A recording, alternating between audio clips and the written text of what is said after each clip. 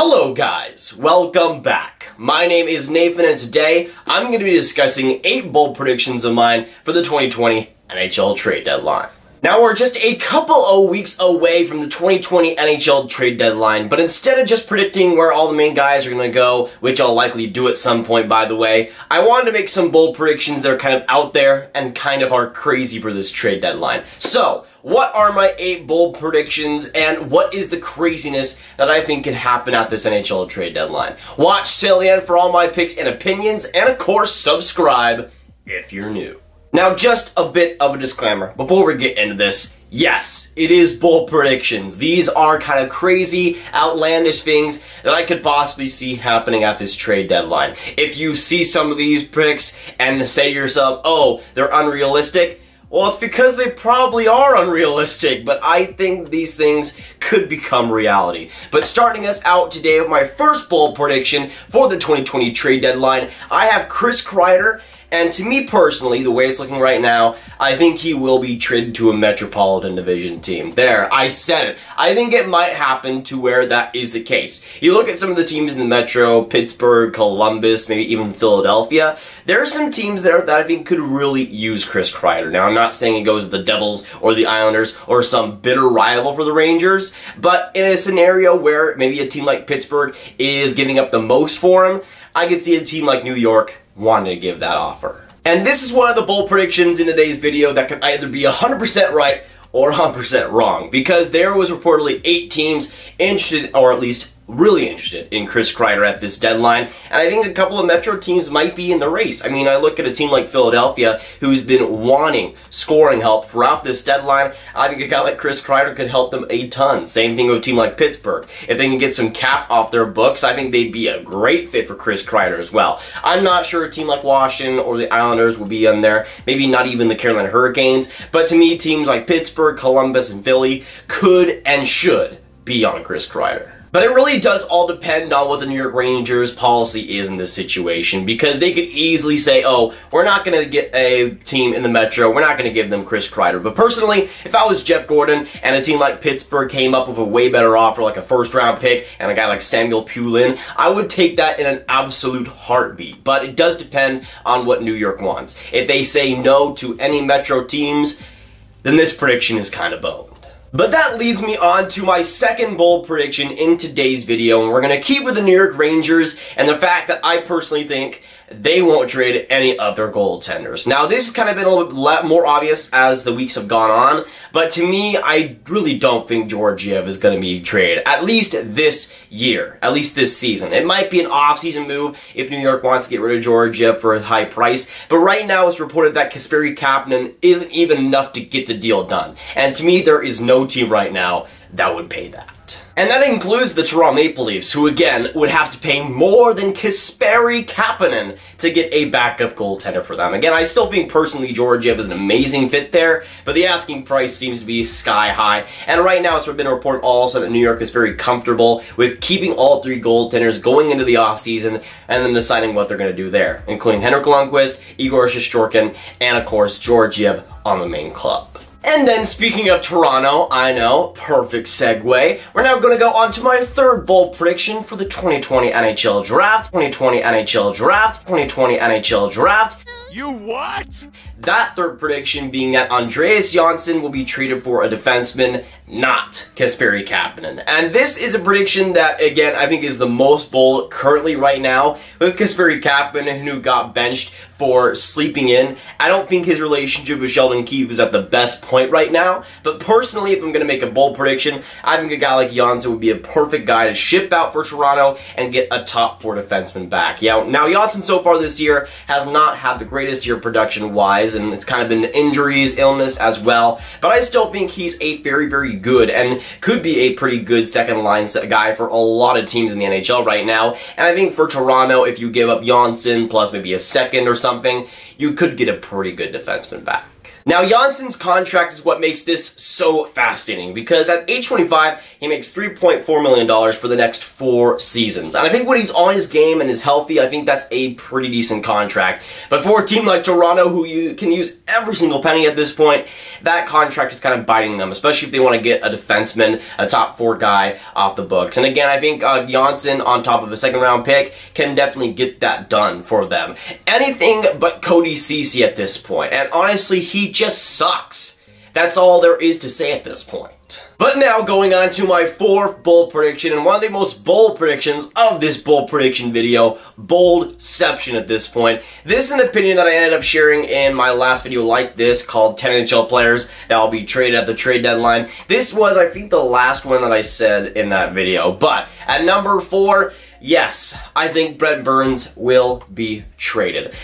It's an opinion that I've kind of had for a month now, and I've kind of gone back and forth on it, but in my opinion, San Jose kind of needs to trade Brent Burns at this point, and I think could potentially do that. Now, I think Brandon Dillon is obviously the more obvious pick to be traded, and I think that could potentially be the case, but in my opinion, a guy like Brent Burns has a couple of options and a couple of teams that could end up getting it. Now, in that last video, I said that Colorado and Winnipeg could be the 2 teams going after him, and the more and more I think about it, especially as the developments have recently come up, I think a team like the Winnipeg Jets is the perfect fit for them. They just recently terminated Byfuglien's contract, and all the cap hit from his contract is gone, leaving him out of the team and as a free agent, and leaving that team without any real hope on that defense. But now they have the cap to bring in a guy like Brent Burns, and could have the pieces for that too. Now, I think for a team like San Jose, you're not going to get too much for Brent Burns at this point. He's 34 years old on an albatross of a contract, but in my opinion, San Jose getting that contract off the books is a #1 priority.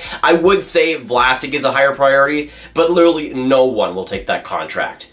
Nobody will. But now getting into my 5th bold prediction for the 2020 trade deadline. This one is a lot more of a bummer, unfortunately, but my 5th prediction being that the Habs will not trade Petrie, Tomas Tatar, or Ilya Kovalchuk. Yes, you just heard it here first, folks. I think Montreal might be dumb enough to not trade any of those guys, and specifically Kovalchuk. There's been rumors coming out in the last week that Montreal might want to keep him due to his size and due to his experience and being a good locker room guy.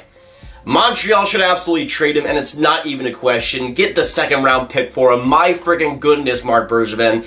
But I think they might keep all 3. Now, personally, I would trade Petrie and trade Kovalchuk, but keep Tomas Tatar. Tatar's my boy, and I think Montreal should definitely keep him 100%. But in my opinion, Kovalchuk is, again, 110% the guy you trade. There is no reason why you shouldn't. He will be like 36 next season. You'll have to pay him after this contract, too. And you could potentially get a 2nd round pick on top of more for him at this trade deadline. If you have the opportunity for that, you should take it. And I don't think at this point Mark Bergevin will. But now getting into my 6th bold prediction for the 2020 trade deadline, I'm now going to focus on the Chicago Blackhawks and what they intend to do this deadline. But for a team like Chicago, it's been rumored that Robin Lehner could be moved, Corey Crawford could be moved, and just like a couple weeks ago, I would have said yes. But right now, I think Chicago might just not just keep both of those goalies, but be buyers at this deadline. Now, as I said on this channel in the past, when it comes to both Lehner and Crawford, the only way they keep both goaltenders is if they're really set on making the playoffs. And the playoffs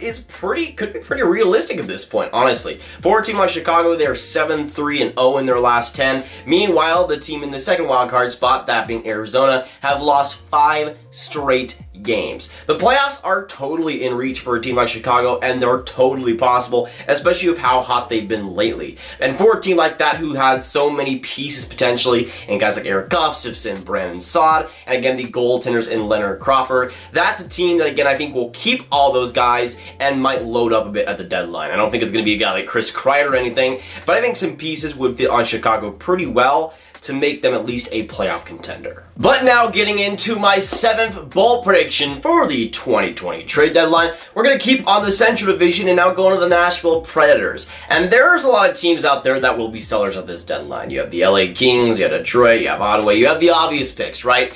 But to me, there is one team in the Nashville Predators that might be above and beyond the biggest seller at this deadline. And I think the Predators are the underrated pick at this point. You look at two guys like Mikael Granlund and Craig Smith, who I think are almost automatically traded at this deadline, but there are so many other guys that could be too. You look at guys like Nick Bonino as well, that I think could get a lot of value in the next couple of weeks. But if David Poile wants to shake up that entire roster, I think he could 100% do that. You look at other guys like Kyle Turris, Calle Jarnkrok, who are having a great season. Not Kyle Turris, but Calle Jarnkrok, you get what I mean. Either way, for a team like Nashville, it's not going to be a playoff year for them at this rate. The way they're playing, they are not going to make the playoffs. They could finish last in the Central if Minnesota decides to go on a hot streak or something. That's a team that I think is in badly in need of something different. A shake-up, something, a retool, whatever it might be. But for me, David Poile is one of those GMs that it will make a shake-up if it's needed. And at this trade deadline, I could 100% to see that. It might not be 100% realistic for them to trade off everybody, but I think a lot of that core could be moved as soon as the next couple of weeks. But going on to my 8th and last bold prediction for today's video, I'm not going to go into number 8, and the bold prediction being we will see a 3-team trade. It is about time. Come on, NHL GMs, please, I'm just begging. I need it in my life. I don't care if Ottawa got screwed in the Duchesne trade because they made it a 3-team trade. I want to see it happen, and I think it will this deadline. The last main kind of big one to happen was Brassard, who got sent to Pittsburgh, Ryan Reeves went to Vegas and all that, but I want to see more. That was like March 2018, and of course a couple of months before we had the Duchesne trade and all the craziness there. I want to see that insanity come back, and this trade deadline, I think it will. But that'll be it for today's video. Of course, let me know down in the comments down below your thoughts on my 8 bold predictions, what you agree and disagree with, and the question on to you, what bold thing and bold prediction do you have for the 2020 deadline? But if y'all want some more Grav videos just like this one, y'all should click on this card right here to watch my video on 10 NHL players that will be traded at the NHL trade deadline. But that'll be it for today, guys. If you guys did enjoy this video, make sure you hit that like button, hit that subscribe button, and hit that notification bell if you haven't already. Again, comment down below your thoughts on my predictions and what your bold prediction is as well. Share this video with your friends. Get the bold predictions out there, boys, because they probably won't last that long or be accurate whatsoever in a week. But either way, my name is Nathan, and I'll see you on the next video or stream. Have a good day. Love your life. I'm not sure what I'm saying anymore, but goodbye.